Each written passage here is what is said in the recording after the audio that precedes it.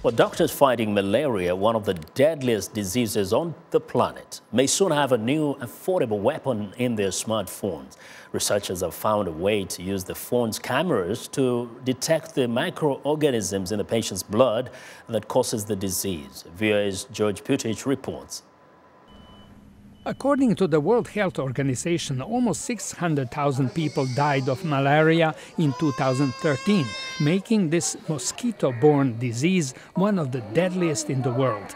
The saddest aspect of this calamity is that it affects mostly young children. Early detection of the infection is important for successful treatment. But since the first symptoms resemble ordinary flu, a microbiologist must look at a drop of patient's blood under a microscope for a proper diagnosis. Scientists in Britain have now developed a smartphone attachment called X-Rapid that turns the phone into a 200-power microscope, while the attached app, based on facial recognition software, quickly detects the parasitic protozoa in the blood smear.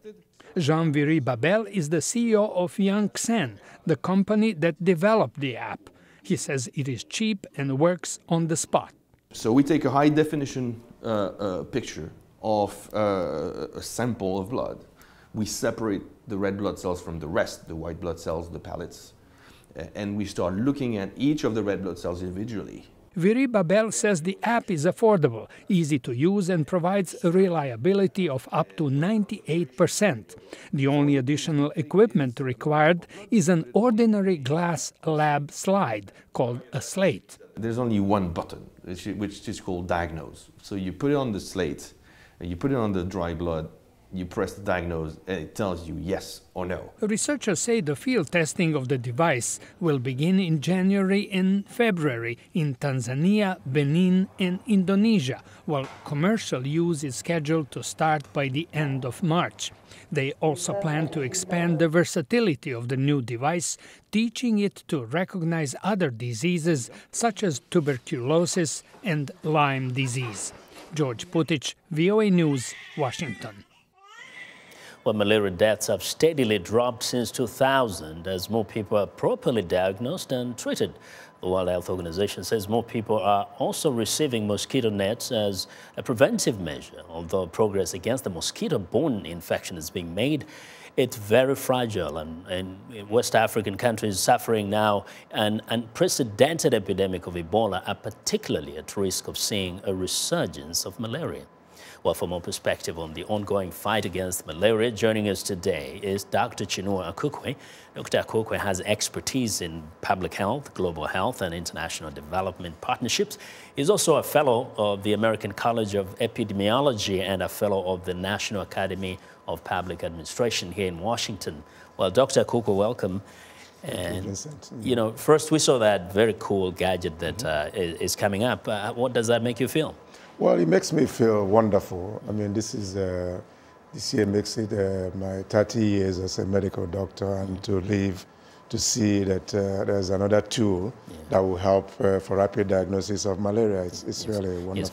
Now, there's good news that actually numbers have been dropping. That is the deaths from malaria since the year 2000. How did this get achieved? I mean, it used to kill nearly 1 million people. Yeah.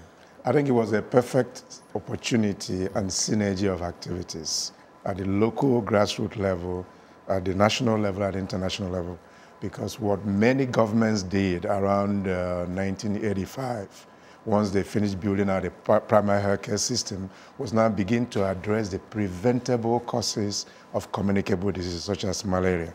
So you clear all the areas where water gather so that mosquito larvae no longer grows.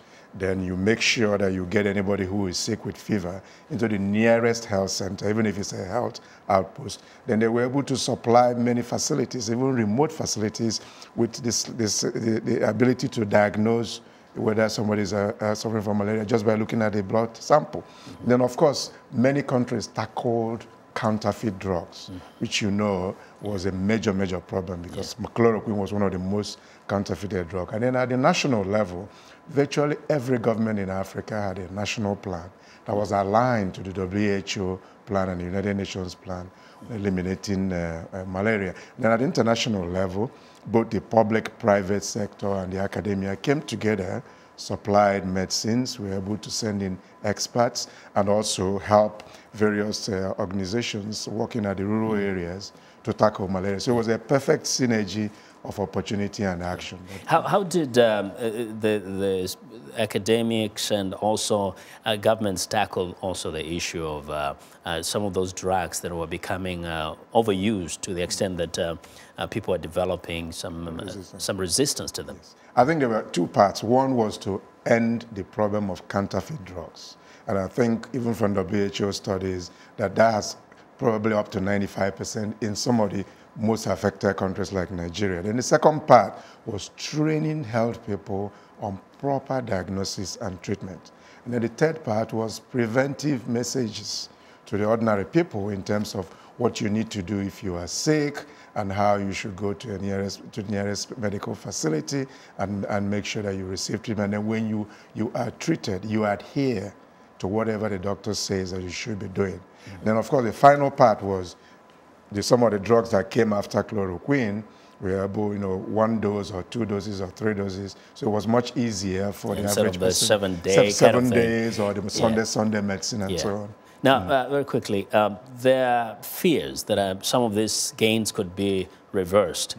So what is happening? What is threatening and what must be done? I think the threat came from the issue of emphasis on vertical programs like HIV/AIDS, and some of us may have indirectly contributed because when Africa was facing the major problem of HIV/AIDS, there was need to address that. And what happened in many, many countries, especially the poorer African countries, that facilities, services, and personnel were shifted to HIV/AIDS.